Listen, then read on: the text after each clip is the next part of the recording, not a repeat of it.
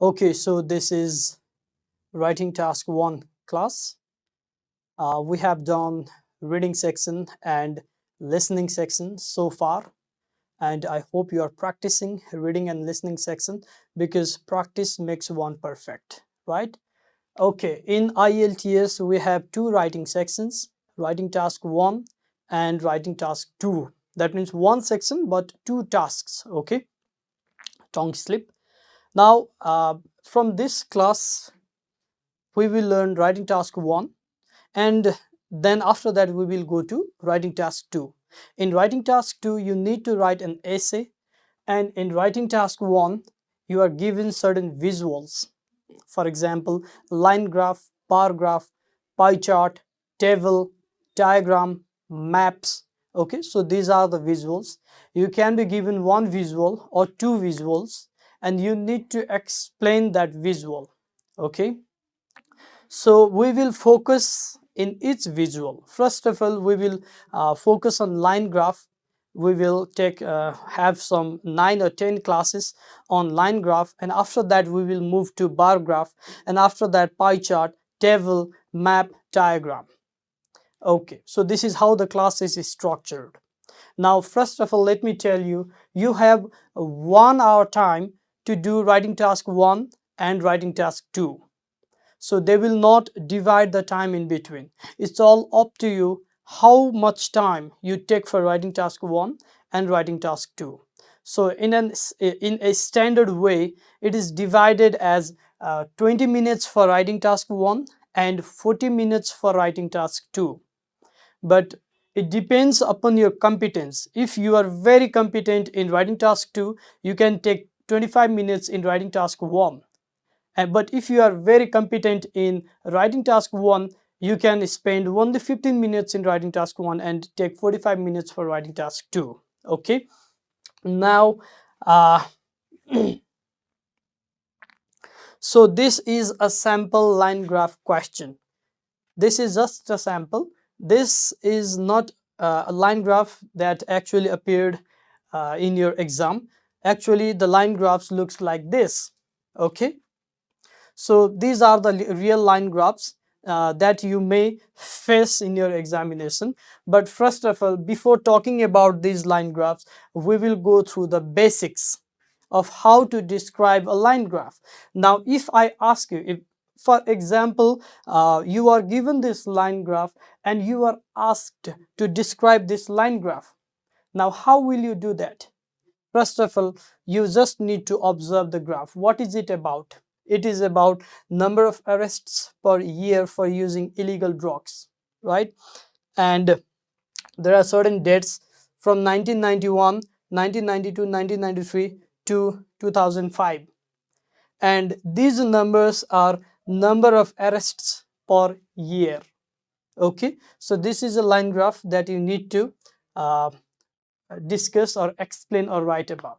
Now in this state, in this situation, how do you write the answer of this line graph? So I have just given a sample for you. Okay, okay, read this sample once. Okay, you need to pause the video. Okay, I will not ask you to pause the video time and again. If you find something, if I ask you to read something, then I will simply disappear, and you just need to pause the video and read what I have asked you to read. Okay, so this is the way you write. Number of arrests in 1991 was 55. That is correct if you look at the data. It became 20 in 1993, and in 1996 it increased, then it increased and decreased till 1999, then it increased and see, this is not grammatically incorrect, but this answer will not even get band score 4.5 or 5. Okay, that is the problem with this answer, because there are certain issues here. First of all, we have used the same words. Secondly, we have not used any sentence structures. And third, the answer seems very monotonous, right? It increased, it decreased, it reached, it increased, it decreased. It's very monotonous. Okay, so your answer should seem like this. Okay, read the answer once. Now my mission here is to take you from this level to this level. Okay, so in order to write in this way, you must know about some basics, and there are, first of all, we will talk about these 7 points. First of all, we will talk about important verbs, then we'll talk about precision markers. Now you may question, sir, what is precision markers? So I just want you to have some patience, okay? In number 3, we have language of change. This is the backbone of writing task 1. Okay, language of change is the backbone of writing task 1. And 4, sentence structures. Number 5, CD form. I will explain this. Number 6, time mentions. How do you mention the date? You should not always say that it reached something in 1991, then 1992, then 1993. See, this is also again monotonous, right? And 7, data mentions. You must mention the data. First of all, we will go to important verbs, and there are some verbs that I want you to write down in your notebook, in your copies. Okay, so you must have a copy in front of you and a pencil. And in IELTS, in writing tasks, you can use pen or pencil, but in reading and listening tasks, you must use pencil. You are not allowed to use pens. Okay, but in writing tasks you can use pen or pencil. I recommend pencil because if you make any errors, you can simply rub and overwrite it. Now there are some important verbs. So why I am giving you these verbs, the reason is I don't want you to say number of arrests in 1991 was 55. See, this was is a common verb here, right? So I want you to write the answer like this: number of arrests in 1991 comprised of 55, or in 1991 accounted for 55, or constituted 55. Okay, so I want you to use these verbs. So there are left side verbs and right side verbs, right? There are left side verbs and right side verbs. For now I want you to focus on right side verbs. Do not focus on left side verbs. But while you copy this these verbs in your copies, copy in this similar way. You can just make a table. So in your copy you can make a table like this. Okay, you can just make a table. You can write left side and right side, and you can just copy this in the left side and copy this in the right side. Okay, so I want you to copy it. Okay, now let's see some examples how the sentence look like if you use these types of verbs. See, number of arrests in 1991 was 55. It becomes number of arrests in 1991 comprised of 55. Number of arrests in 1991 constituted 55. Okay, just use these words. So what can you say? Number of arrests in 1996 comprised of 50. Number of arrests in 2000 comprised of 80. Now if the dates are given, you must write in past tense. That is the rule. Okay, and if you even use your common sense, if the date is given, you must use past tense. But in some bar graph questions and pie chart questions, sometimes date may not be given. So if in cases where dates are not given, you need to write number of arrests comprises of 80. So you need to write in present tense. Okay, sometimes there will be prediction, future prediction. So we will talk about all these scenarios. For now, let's focus on past tense because dates are given in these questions. Okay, okay, so there is a verb here. I want you to be careful here. There is a verb here, stood at. So I want you to write in your copy, just give a bracket and write initial, INITIAL, initial data. Okay, initial data. So stood at, this verb can be only used at this point. You can say number of arrests in 1991 stood at nearly 55 because it is between 50 and 60. We don't know where it is. So, but you cannot say number of arrests in 2000 stood at 80. You cannot say that. You must use this verb. You need to use this verb only when you are talking about the initial data. Okay, and except this, you can you cannot use this verb anywhere, not even at the ending point. Okay, only at the initial point. Okay, now let's see number of x digits. Okay, now we have another line graph here. I want you to study the line graph. You can pause the video and study the line graph. Okay, so number of x digits in some land stood at exactly 100 in 1983. This is correct because we are talking about 1983, the initial data. But let's look at the another one. Number of x digits in some land stood at exactly 200 in 1987. Now 1987 comes here, so you cannot say stood at while representing these data, while talking about or discussing about this data. Okay. Okay, now I'm quite confident that you are starting to understand these things. Okay, now after learning about verbs, we need to talk about precision markers, because precision markers are essential. They are important in writing task 1, especially in line graph questions.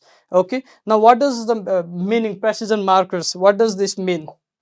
Precision markers means how precise are the data. In this case, can you say it is 55 or it is 56 or 57? You cannot say that because it is somewhere between 50 and 60, right? So you can simply guess, okay, it's in the midpoint, so that can be 55. You are just guessing it. So in this case, you cannot simply write 55. You need to say number of arrests in 1991 stood at nearly 55. In this case, you are sure that it is 80, right? So you can simply write number of arrests comprised of 80, or you can say comprised of exactly 80. So in precision marker, you just need to measure how precise is the data. If it is exactly, you can write exactly, precisely, accurately. Or if it's not exact, if it is somewhere near, you can say nearly, approximately, about, around, roughly. Okay, so you can use these words. Now we have these words here. You can add one more word there, and you can add this ROUZHLY. You can add this word here, nearly, about, around, approximately. And at the left side, on the left side, we have exactly, precisely, and accurately. Okay, now because these things seem smaller, but they are very, very, very important. Okay, so you cannot miss these verbs, you cannot miss precision markers. You must learn about these things. Now let's do a small practice here. Okay, so I just drew a line graph here. It is about number of tourists in Pokhara. So if you do not know, Pokhara is a very beautiful city in Nepal, and these numbers are measured in thousands. Okay, this is 20,000, 40,000, 60, 80, and 100,000, and we have in 2000. So we do not have exactly 20,000, right? So this is a margin of 20,000, so it can be 10,000, right? So you can say the number of tourists in Pokhara stood at nearly 10,000 in 2000. Okay, in this case you can say exactly, 10,000, exactly 40,000. So in this case you can say nearly 50,000, exactly 60,000, exactly, and nearly. Now another interesting thing about nearly is there are some other words that you can use instead of nearly. Okay, there are some other precision markers that I'm going to give you. Okay, so there are some other precision markers, and these are just below, just under. These are same, the words are only different. Just below, just under, just above, just over, these are again same. Okay, and well below, well above. So first of all, understand the meaning of this. When do you use just below? When do you use just under? When do you use just above? And all of this. Now if we look at this line graph again, at the time when you found that some data nearly reached the line but it couldn't reach it, right? We can see the data of 2010. the data of 2010, it nearly reached the line of 20,000, but it couldn't reach, right? So in this case, what you will say is the tourists in 2010 reached just above 20,000 or just over 20,000. Now, if the case was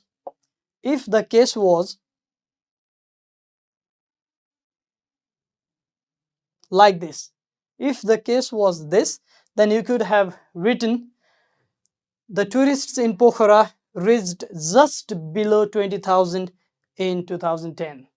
Okay, so if you find any data just above the line, then you can say it reached above this much, and if it is just below, then you can use the word just below or just under. But if this was the case, that means this is now not just below 20, this is well below 20. Okay, this is well below 20, and in this case we can see, in this case this is not just above 2004, but it is well above 2004. Okay, so I hope you understand this. Now in this case, you can say if it was here, you could have written it is the number of tourists in Pokhara in 2000 stood at just below 20,000. Okay, so these are the cases that you need to understand, and this is all about precision markers. If I want you to copy this, copy everything that's written here. Okay, so this is the end of class 1. In this class we learned two important concepts and topics. The first one is important verbs and the next one is precision markers. In important verbs we learned left side verbs and right side verbs, and mostly we learned the right side verbs, and after that we learned precision markers. Precision markers are essential in writing task 1. You need to understand this because sometimes, as I already showed you in the line graph, the data doesn't touch the line. It can be up and down of the line, so at that time you must say nearly, approximately, or just above, just below, well above, or well below. Okay, so when it touches the line, you can say exactly, precisely, accurately. I am Sagun Samrat Sangrola, your instructor, your friend. I've seen that students are struggling for IELTS materials and they're not still satisfied with the classes they take. That's why I have designed this course in a detailed way. In this course, I will also give you exclusive techniques, never had known techniques. Let's talk about the format of this class. In each section, we will talk about each question and I will give you the strategies and techniques of doing the particular question. And I will also tell you why you need to apply that strategy, why you need to apply that technique. For example, in case of reading section, first of all, we will do fill in the blanks question. I will give you all the ins and outs of fill in the blanks question, and after that I will give you the technique, and I will also teach you how to manage your time, how to do the answers quickly. But the same technique may not apply to another question, so there will be another technique for another question. So this goes on, and after the class I will give you some assignments. So you need to do the assignments and send it to me, get the feedback, and go to another class. And this is especially applicable in writing section. In writing section, you need to do the assignment. In reading section, you will get the assignment in PDF format after each class.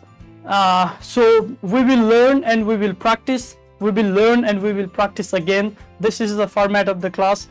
I will deliver what I had promised. Now you need to deliver me what you are dedicated to. So you need to do your assignments and you need to be interactive. You cannot learn, or you do not learn simply by watching the videos. You need to do the assignments, and you can even contact me whenever you need.